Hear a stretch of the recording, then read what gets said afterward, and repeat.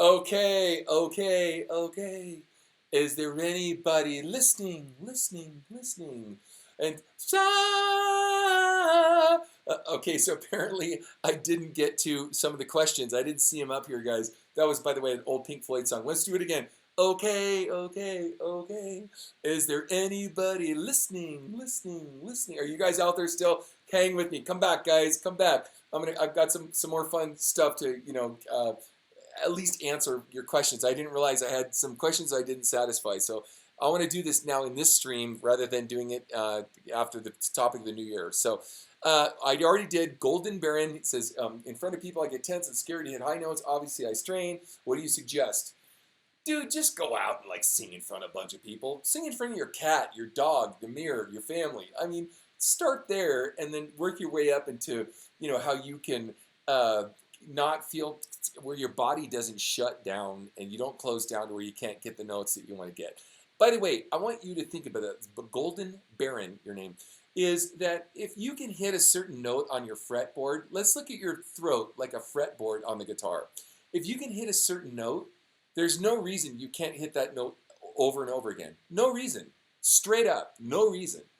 The only other reason would be psychological. You had a bad sleep, you had a this, that, whatever. But actually, you could work your voice to a point where you can get that note over and over and over again to where psychologically you go, I can always hit that note. Always. I can always get to that note. So get your brain around that and know that that's how we can work this out. I cover this in my singing course, by the way. So Daniel, I have a recital tomorrow. How did you know? I didn't know, but hey, Daniel, can you let us know how your recital went? That would be cool. Isa, E-I-S-S-A, Isa. What do you do if you stop hearing yourself from the monitor on stage during a performance? I'm glad you asked. I know I posted this before. I've had many times, and I used a soccer analogy one time where I was at actually the premier Galaxy. The LA Galaxy is a big famous soccer team in Los Angeles, where I was the guy that sang the national anthem for the Rose Bowl. Big venue, 80,000 people, something like that. Anyway, and I sound checked on the side of the 50-yard line. And then when they moved me to sing the anthem, they didn't move the monitor to where I could hear myself. So and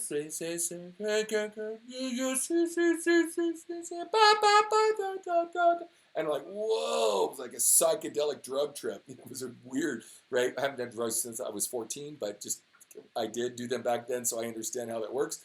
Anyway, so but there's an old movie out called Slumdog Millionaire. And in this movie, they can't understand how this Indian kid gets all the answers right. Someone must be feeding him the answers.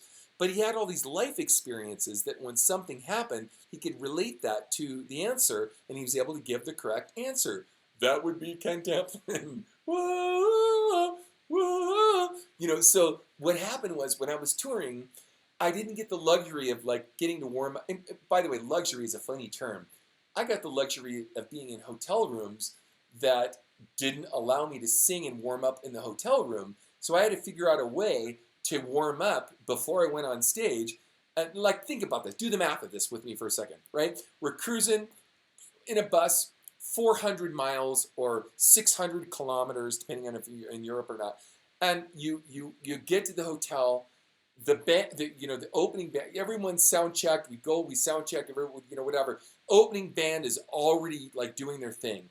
You shower, you're freaking out, you're changing your guitar strings, and you gotta warm up. And you gotta do this. You can't let yourself get distracted by groupies or whatever. So doing this thing. And so in nicer hotels or hotels, whatever, you can't sing loud. They don't permit it. I would take a pillow. In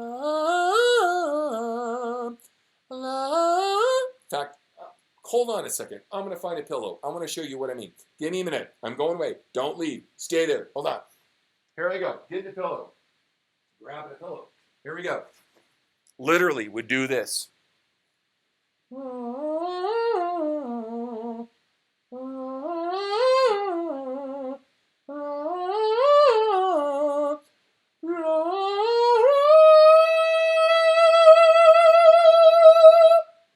would do this in a pillow. I'm not kidding. Did you see? I'm like suffocating myself with a pillow. But I would do this, but I couldn't oversing. If I oversing, there's no point in the workout. Like all I'm doing is killing myself. So I relied on what I teach in Ken Tamplin Vocal Academy. I relied on the abdominal strength, the relaxation response, the resonance, and hearing in my head the different vowels and vowel modifications, so that when I use the pillow or have to get in an environment where I couldn't do this, I literally would sing into a pillow. I'm not kidding. Night after night. This is no joke. So anyway, Lisa, hopefully that helps you. Strange example, but here we go. Tony M. Live. How do you recover mentally from having the worst gig in your career? Oh man, that is a super awesome, dude. That is a super awesome question. Tony, I hope you're still on with me right now. Oh my gosh. It depends on what you call the worst gig of your career, okay? And here's what I mean by that. I can give you two examples. I'm going to give you the first one. I'll give you the second one in a second. As I told you, I'm a Christian, and I really try hard to. I don't judge anybody for their journey. That's not what I'm about. It's my own personal thing where I want to empower and encourage people from an inspirational standpoint, where I can get them to move into a space that they can look at their life and say, what is my life worth? Like, why am I doing this? It's not for fame. If it's fame and I'm done, once I'm done, it's done, right? So I try to look at things beyond that. So I'm at this show, and we're in the south of Germany, and I had a guitar player friend of mine who was, in the band at the time, and we did these really hard 90-minute sets, and I was, a little fatigued at the time vocally. So what I would do is I'd let this guy, his name was Howie. I'd let Howie go ahead and sing and play one song so I could just recover and then come back out and do it again. Like, it's exhausting. Try it sometime. You'll see what I mean. And so anyway, Howie was doing Metallica's Enter Sandman. And by the way, you can't make this crap up like this. You have to have lived through this to know that this is the real deal.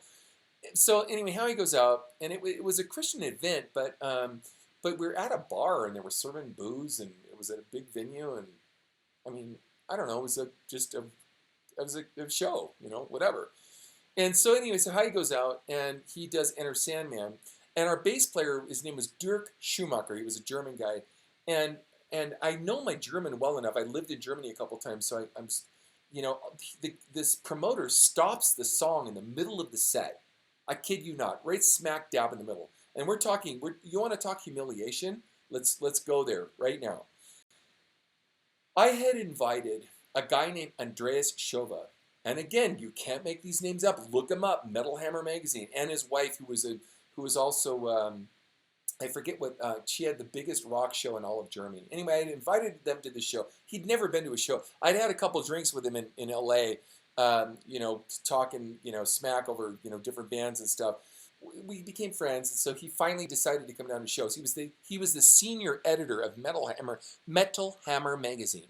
Get your brain around this. If you know Germany, that's the big magazine. Anyway, so I'm at the show, and I'm doing this performance, and Howie and I got in this guitar fight.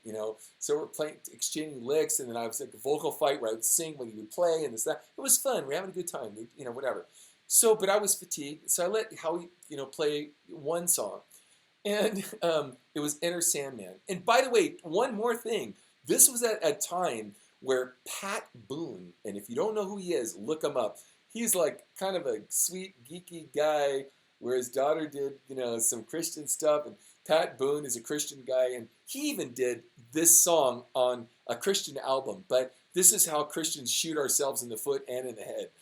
Anyway, so, and I'm not dissing Christianity at all. I'm just saying, this is life, and we live through it. And you're asking a question, how do you recover mentally from having the worst gig of your career? This wasn't the worst gig, but I'm going to go there.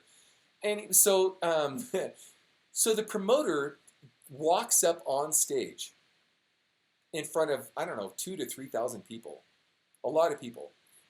And he denounces the band. I'm backstage, kind of getting my, wits about me, drinking some water, whatever. And I turn to Dirk, the bass player, And I say, what is he saying? It sounds like he's denouncing the band. This is crazy. And he goes, yep, he's calling you the devil, and he's saying he thought that we were a band that was going to save the world in Christ's name, all this stuff, whatever. By the way, no one saves anyone in Christ. Christ saves Christ. Ken Tamplin doesn't save Christ, so let's get that clear. Anyway, but I do live with integrity. And so he goes through this whole thing, and I'm like, what the heck? Like, what the heck?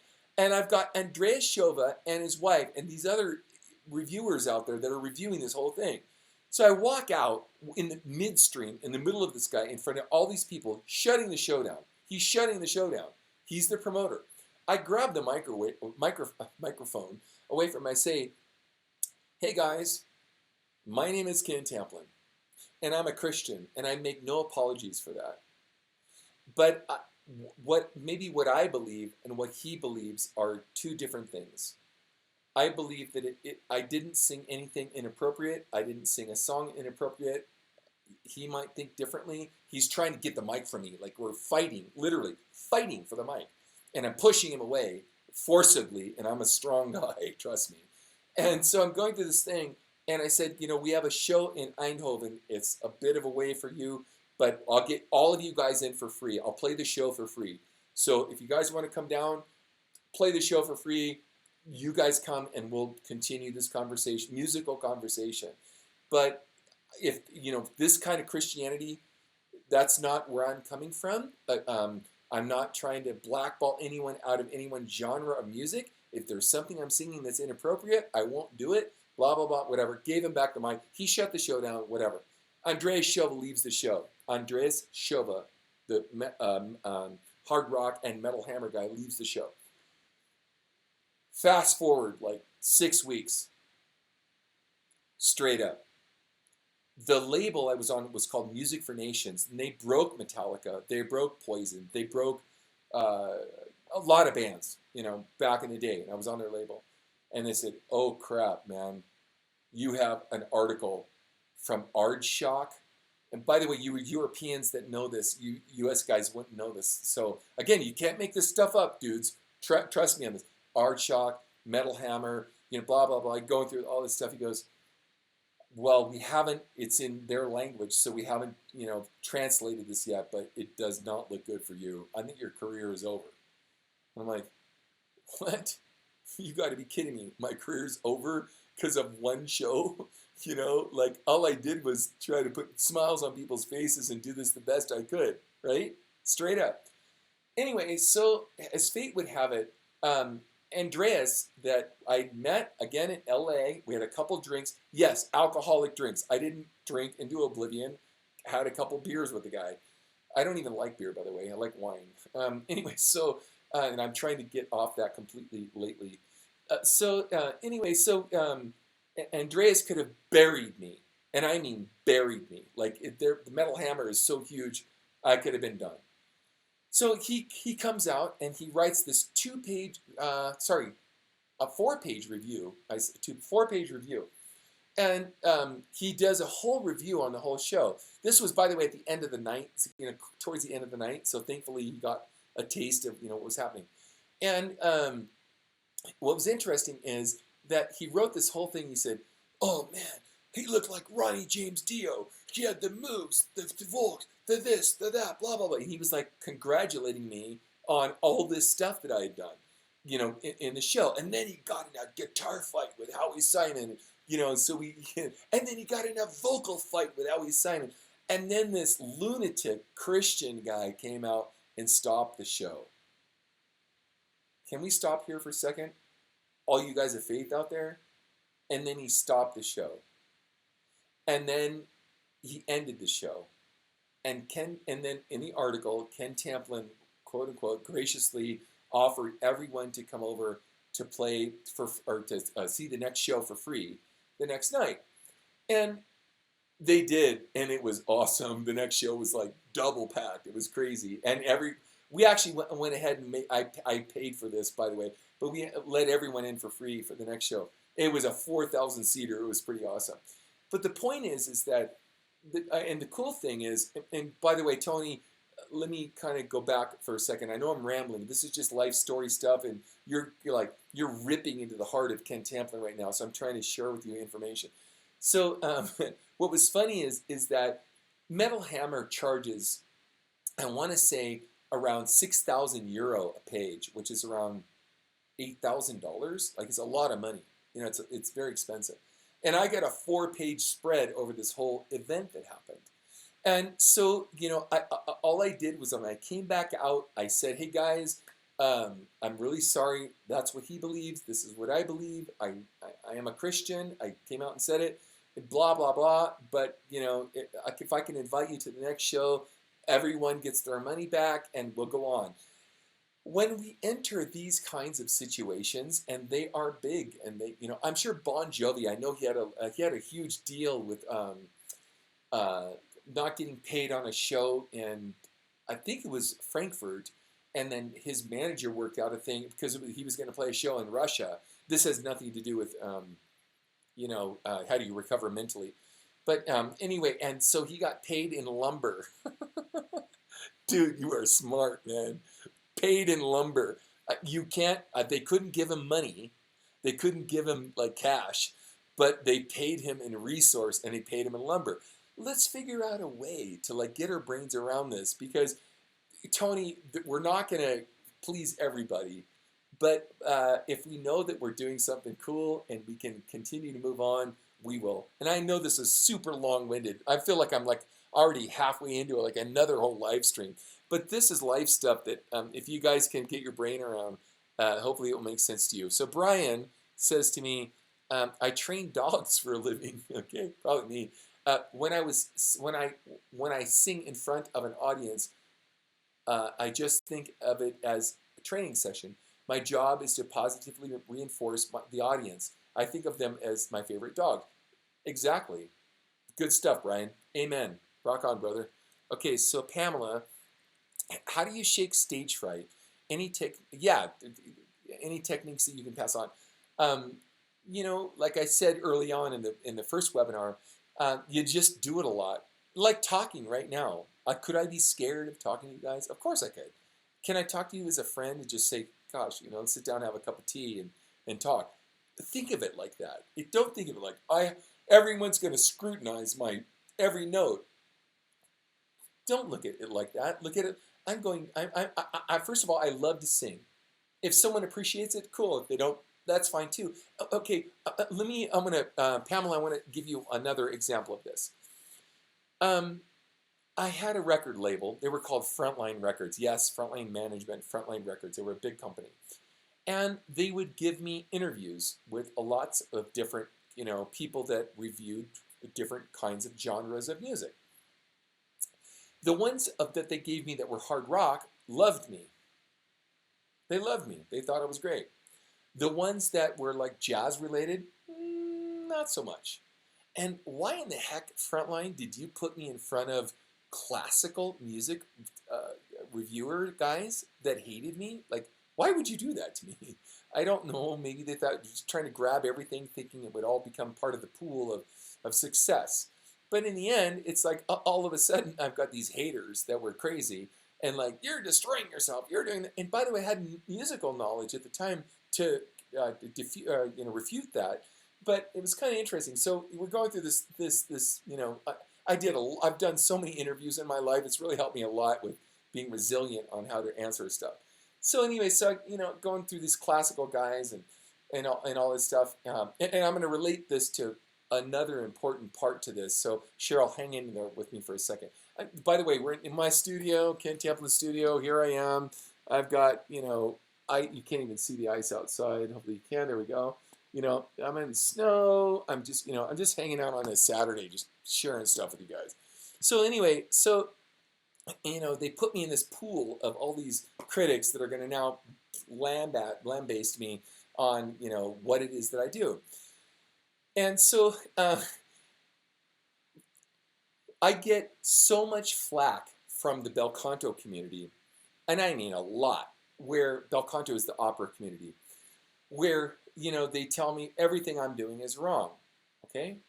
Now, my course is based in bel canto, and the tenets of that are super awesome. So let's start there. Bel canto is awesome. I know it's awesome. I know the tenets are awesome. There are some things that have to be expanded beyond that, but I believe in bel canto. I'm a big fan of appoggio, so I get that. So Leona Maggieri said something interesting to me. Pavarotti's vocal coach of 53 years, which was funny. Tweeted or not tweeted. Anyway, sent me a message. Um, he was laughing at the fact that I said I could change vocal fox, which is meaning that vocal fox means that you're sentenced to a certain range, and your tenure, the way you sing, you can sing in a lyric tenor, you can sing in a character tenor, and. So there's a categorization of how these people are allowed to sing in certain vocal fox. And I proved to him wrong that that's not true, that you could actually you could sing in other vocal fox and you could do whatever. And so as I've gone through the process of this, I've learned that there's information out there that's good, and you have to filter through it, what's good for you. There's information out there for stage fright, what's good for you. If you are super prepared, I mean super prepared, we already talked about this in the webinar. If you have sung in front of your cat, your dog, your family, busking, this and that, whatever, that's awesome, and that will help you. And then just dabble a little bit in other things, right, until you get to the point where you can sing in front of people. And I know I might be babbling, just, again, let's call this living room talk, so it's not like, I'm trying to, like, give everyone the exact answer for everything. It's just, life experiences stuff. So Cheryl, hopefully that was helpful for you. I'm going like way overboard on my time, but hopefully this will help you guys here. Gary, I sang publicly for the first time last year, sang a Coldplay song. It went great. People were approaching my wife to say how great I was. Funny thing is, I'm hearing impaired. Dude, that is awesome. Did that mean that you're hearing impaired, that your wife was telling you something and you really weren't that off? Honey, you're great. Honey, you suck. I'm being funny. No, but Gary, straight up. So hearing impaired, there's obviously a big spectrum of that. So does that mean you can't hear at all? Does that mean you hear a little? Does that mean you hear a lot? It goes back to the pillow that I just did. Like, can you hear inside your head, and are you able to sing from notes inside your head? Gary, can you do us a favor? I would love this. Can you send us what you did in my singing forums? I would love to hear that. Send your before and after of your singing stuff, and I'd love to hear that, and we would love to comment on that to you directly and help you. So Capricorn, how to be quick with the audience and how to handle it, language barrier, and how to handle not so good audience. Okay, so there's going to be haters. There's always haters, There's guys that are out there. Just remember that the guys that are out there that love you, there's a lot more guys that love you than the haters. And the haters can foment all kinds of stuff. And so Capricorn, if you could do me a favor, look at the video that I posted on, stage fright and me in the south of Spain and some guy that approached me, bad guy, whatever. I shared this with the last video. But I've had other things like that too, like, plectron. By the way, I don't, you go into a country, for example, and you don't understand their language. Plectron. I think it was plectron, whatever. I should look it up. It means pick, like guitar pick. Plectron, give me your pick. Like, you're upset at me because I can't give you a guitar pick. Well, this is also true for the way people interpret, what you're singing, what you're doing. So how to be quick with the audience. Like I've said, I've played a lot of shows, and I'm not going to defer back to the Christian thing, but I really want to get your brain around this, because Christians can be really captious and really judgmental and very prejudiced about certain things. So I had this guy, and he was screaming at me about how I'm not singing, his favorite hymn, I guess, Christian music or whatever. So anyway, so I did How Great Thou Art, and no, I forget what song it was. That's not a. There was a hymn that I did, and the guy's screaming at me, and this was in Magdeburg, Germany, of all places. I remember it, like he kind, you know how you remember those kind of things where people call you out, and so he said, calling me out, and it was funny because the very thing he was calling me out on was the very song I tried to satisfy him with, was an old hymn, and I tried to do this in hopefully the sweetest kind of way, but whatever, and then he was still screaming at me. You can only satisfy so many people, and you gotta gravitate towards the people that like what you do and enjoy that. But I am the king of guilt when I feel like one guy didn't like something that I did. I admit it. Everyone's like this. It's like, you know, there's some guy that didn't like what I did. Okay, I get it, no problem. And I put that in that stupid mental note of my mind. I should be able to just go, forget that guy. I'm going to move on. We don't. But we should just continue to move on and enjoy the audience themselves. Even if there's a gnarly heckler, just like I said in the big guy that came up on stage, invite him up on stage, hand him the microphone. Obviously you have something more to say than I do. See what they say. They'll freak out. They'll leave the room. I'm not kidding. So anyway, next question, Larry. Keep sharing your life stories and lessons. They really help us, students and followers, in many ways. Thank you, Larry. I am. Thank you. I'm trying to do that. So appreciate that. Golden Baron, another one for Golden Baron, in front of people that get tense and strained. So I'm going to go to Ruben here. Ruben says from Mexico City, thank you for your videos. Those pieces of knowledge had been an inspiration. What do you think the last few seconds before you go on stage? Huh. Wow. Interesting question. Thank you, Ruben. Let me think about that for a second. Last few seconds before I go on stage. I guess what I do is I just prepare the set in my mind. I want to know who my audience is. Am I warming up for someone, or am I the main event? Is there a political situation happening in the city or a religious situation happening in the city? I want to be sensitive to not just force feeding my music down people's throats, but are there things that are, I want to be, okay, man, this is helping me. Thank you, Ruben. This is helping me a lot. And maybe I should do a whole webinar on this. I've played a lot of cities, guys. I mean a lot. 30 years. A lot of places. Let's pretend for a second that you're going into play a city where it's war-torn. And, everyone is just decimated by the government or something else or a religion or something. You don't go, how y'all doing out there? Isn't it great? Isn't life great? Everything's great. Isn't it great? No, you try to understand, the geopolitical situation, not only the world, but also of their hometown. And I remember one time I was in Japan, and I don't want to go on all the details of this, but when I'm on the plane, I don't sleep, so I get a chance to sort of research where I'm going and why and this and that. And I've been to Japan many times, so it's not like new for me. But in this case, it was new in the sense that there was a lot of political stuff going on. So what I did was I just tried to learn and immerse myself with the sentiment of the people. What's going on with you? How can I relate to you? How can I help you? How can I? And then there's music.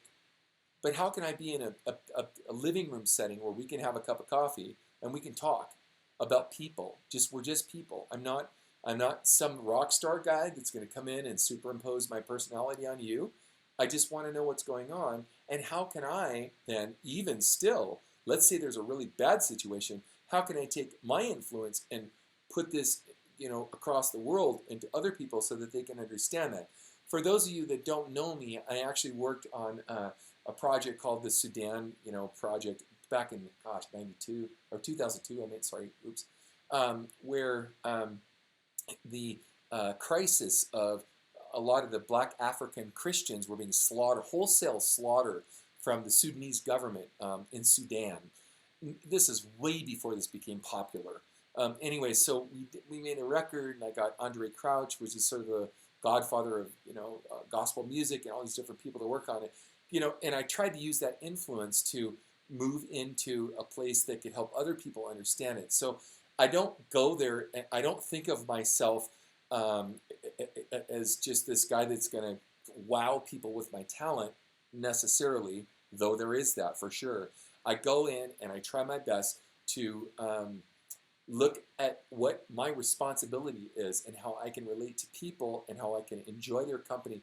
Like I said, we're sitting around in a living room and we can have a conversation, and that however my influence can be to challenge the world with what's going on. So guys, again, sorry if I didn't answer your questions before. I came back again a second time. Hopefully this was helpful. Look forward to more of this, and God bless all you do. And until next time, peace out.